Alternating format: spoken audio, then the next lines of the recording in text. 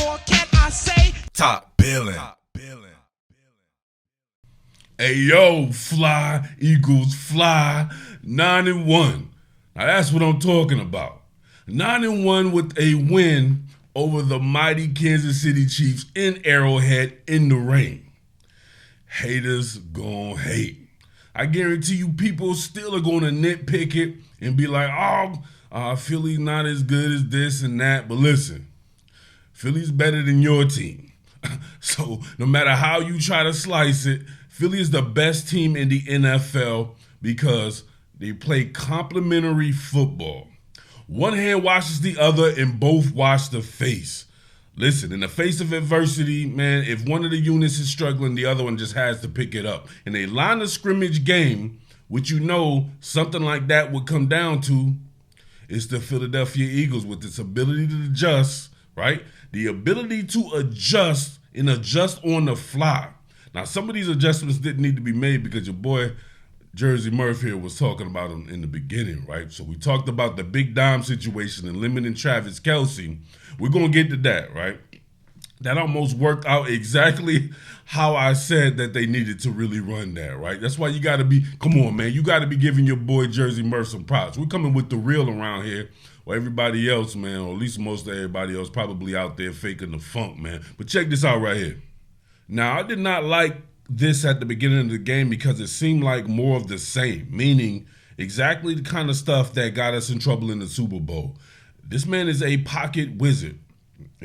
There's no other way to explain that right there. He's a pocket wizard. You need eyes on him at all times because he's going to try to win at all costs. He does not care, and he can get it done from any platform, any angle you can think of. So taking extra wide loops, right, or extra wide sets in your rush, you got to be able to rush with contain. Now, I don't mind this as much as I hated some of the stuff at the beginning. You had my boy Haas bending on the inside there. Looks like they were trying to replace Fletcher Cox up here getting caught on the inside. Josh Sweat taking narrow rushes and all this and that. You just don't want this guy with the ability to stretch you out horizontally. Gotta pause that. Right? So you don't want that. You do want him to be able to step up in the pocket, but you also want to have eyes on him. If you have eyes on him, he's not that good of an athlete to where he should be able to break down in space and beat you there. However, if you don't have any of that, right, all of the above, look at this. Come on. That's not necessarily rushing with contain because Haas is going straight up the field extremely quick. To me, sometimes it's better on these type of guys to rush 3 and drop 8, if anything. To flood the field with more bodies and have somebody be able to have eyes on him like it appears that Zach Cunningham has right here, but they cross his face, he ends up going with that and vacating the premises. You cannot vacate the premises on this guy, right? He will take that vacation any day of the week and move the chains. But look at this adjustment. Now check this joint out right here. Haas Reddick pretty much lined up in the A gap. But what does he do? You have Haas Reddick on the field. I love this right here. Haas Reddick on the field with Josh Sweat, with Uncle BG, Brandon Graham right here. You know Uncle BG had that. He has that uncle strength, right? That old man uncle strength right here. We see him. Look at this. Yakum. Come here, boy. Oh, damn. He's like, oh, my hamstring gave out. My hamstring gave out. It doesn't matter. You know why? You don't see Haas rushing.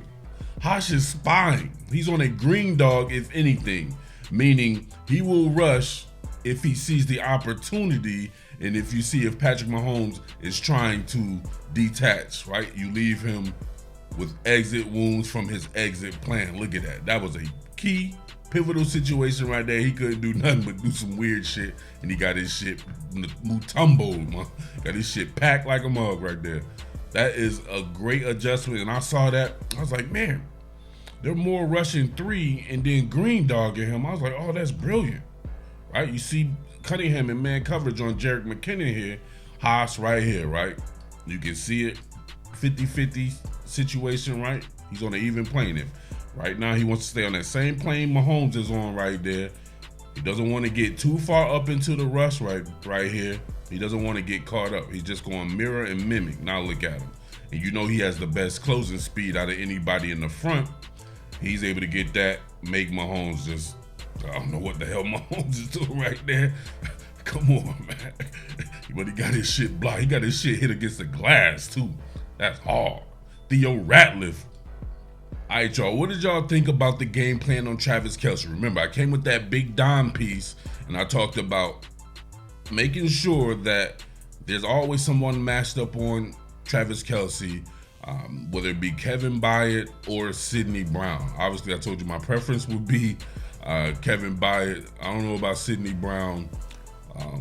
I would want to see Sidney Brown more on tight ends. I will say that there, but like I said before, I do not want to see him on slot receivers, and he was still getting that work again in this game.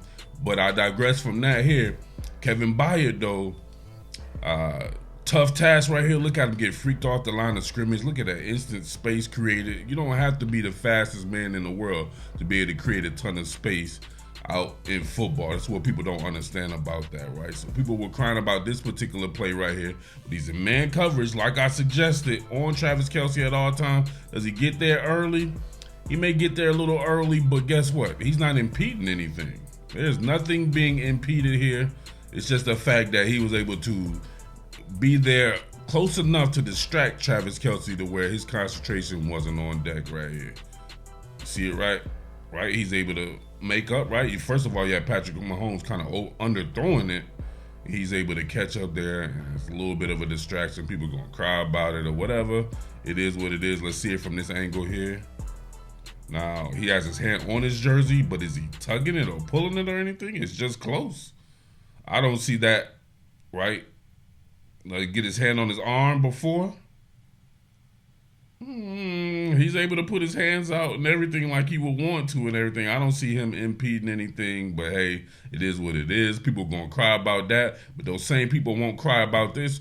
Watch Josh Sweat here on this run by my man Isaiah Pacheco from right here in Violent. Look at that hole created, and look at this. That is a legitimate tug of a jersey. Josh Sweat trying to get back to the inside. Look at that. Gets pulled. Absolutely pulled and held right there. You can see him complaining. He's like, man, what the heck? Right?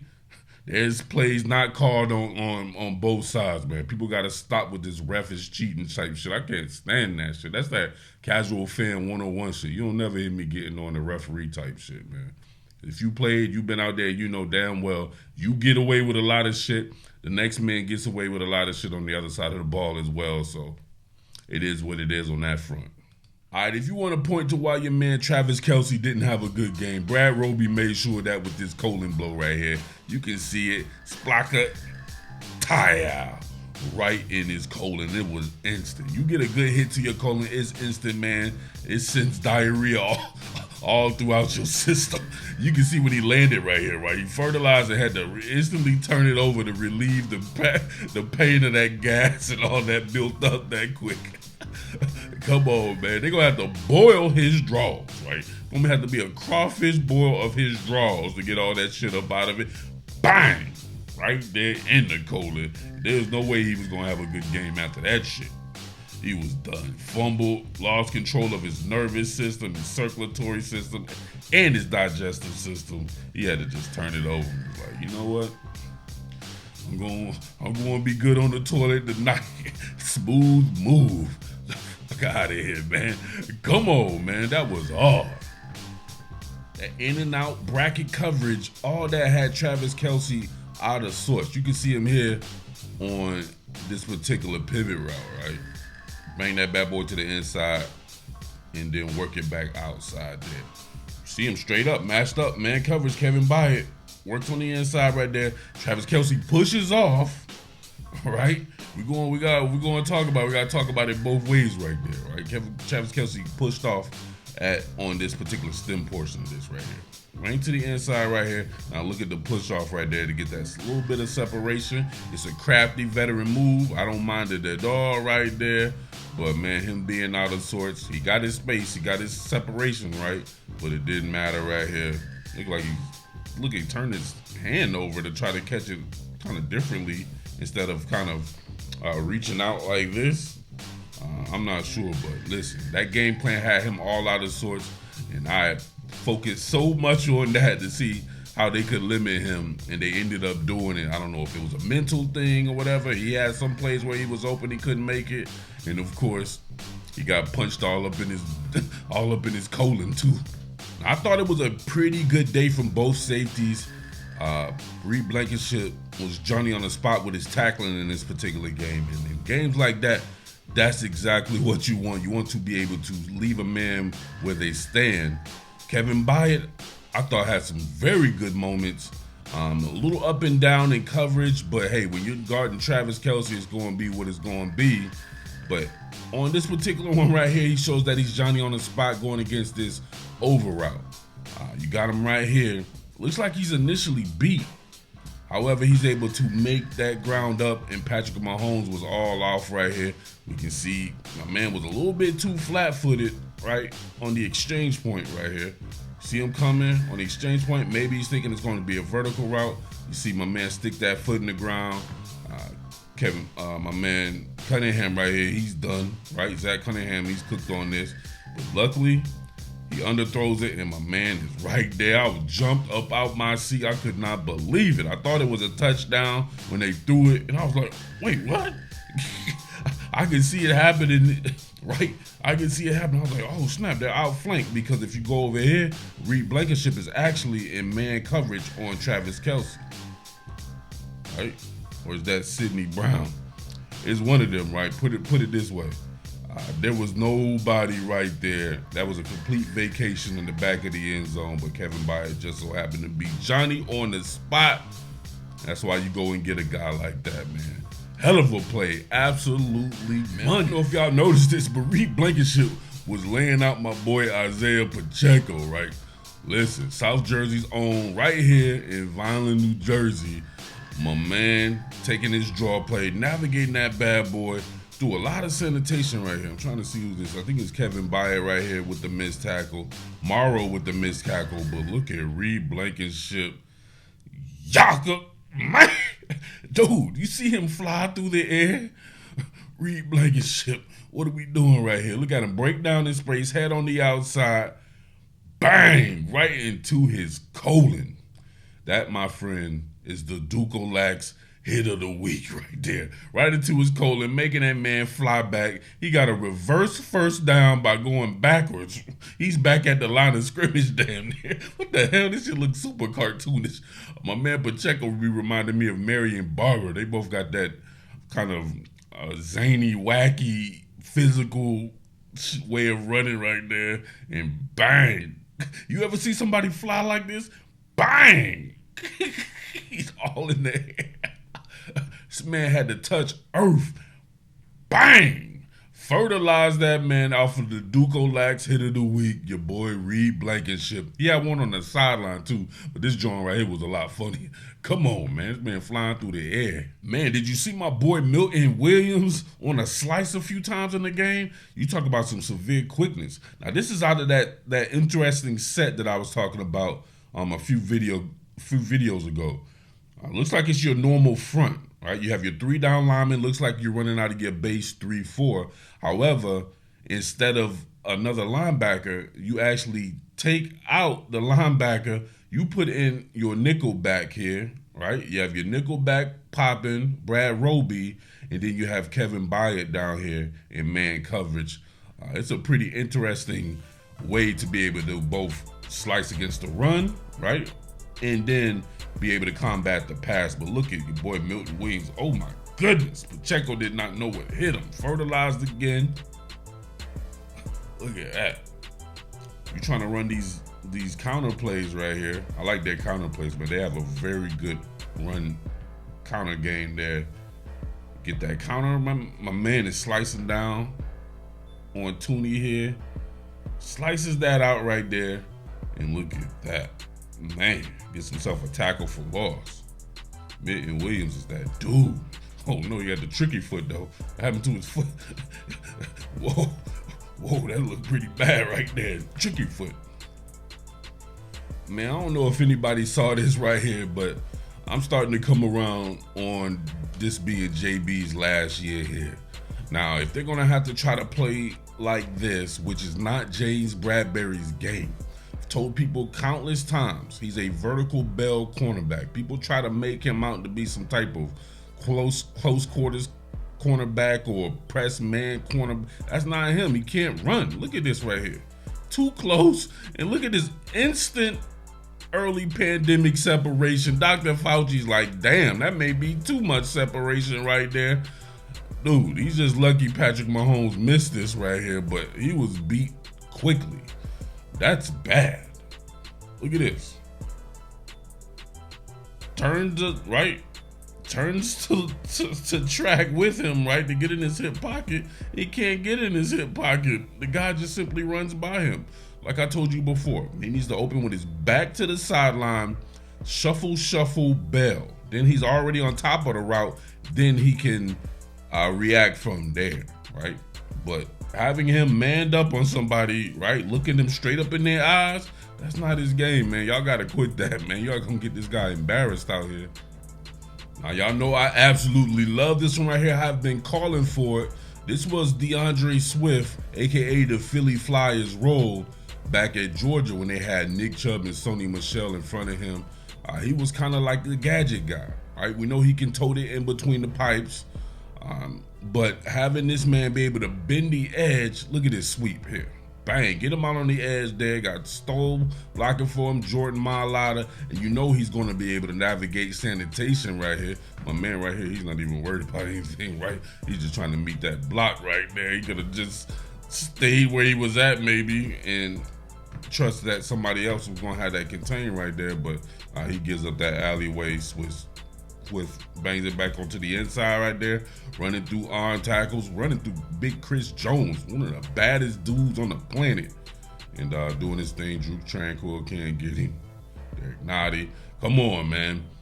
I absolutely love some of the things that they were going to in this game, man. It's going to be a tough game in the rain, no doubt about that there, but they pulled out some of the stops. They just have to clean up those turnovers, man. Can't be having turnovers, and you can't be sloppy and have miscommunications like they were having. All right, y'all, we're going to call it right there. I really want to hit that all 22 up and get on some things on offense. That thing with Jason Kelsey shaking off Jalen Hurts was wow. I want to look at that right there. It was a great play. I definitely need to know the ins and outs of that one right there. He was shaking him off like a catcher shaking off a pitcher. This shit was crazy. Banjo. How many times you guys heard me talk about banjo coverage? It was eating us alive again in this particular game. Why aren't they able to get that? It seems pretty rudimentary if you ask me. You have guys in college able to do it right on the Nick Saban system here, but it seems like the Philadelphia Eagles can't figure out banjo coverage. So we got to get into that again there. But hey, 9-1, what do you want to say? And it was a great game. I could watch these two teams play each other 25 straight times. It's just overall great football. A lot of talent on both sides of the ball. If you can say that the Kansas City Chiefs definitely a team that you will want your team to mirror. And you got a cat like Chris Jones there, man. I would love for Jalen Carter to eventually become a Chris Jones because that guy is, man, he is super fun to watch there. And, of course, man, I don't care what nobody says. My all-time favorite coach is Coach Reed, Big Red himself. When I first started loving football, that man handpicked my favorite player of all time, Donovan McNabb, who I follow since high school. And, man, I love Coach Reed. So I love this style of ball, what they're doing over there. So a Super Bowl rematch, that would be dope. If I can't get that Baltimore Ravens, Philadelphia Eagles, Murph Bowl there, I definitely won't be getting the Jets. They're out of the picture there. I would love for the Kansas City Chiefs for us to dig in them buns and get that retribution in the Super Bowl. That would be hard. All right, but let me know what you think about that. Let me know what you think about this game and some of the aspects in there. But hey, 9-1, what are you going to say? What are the haters going to say now, baby? Shout outs to South Jersey, Millville, Vineland, Princeton. Shout outs to Atlantic County, Egg Harbor. Shout outs to Camden, Cherry Hill,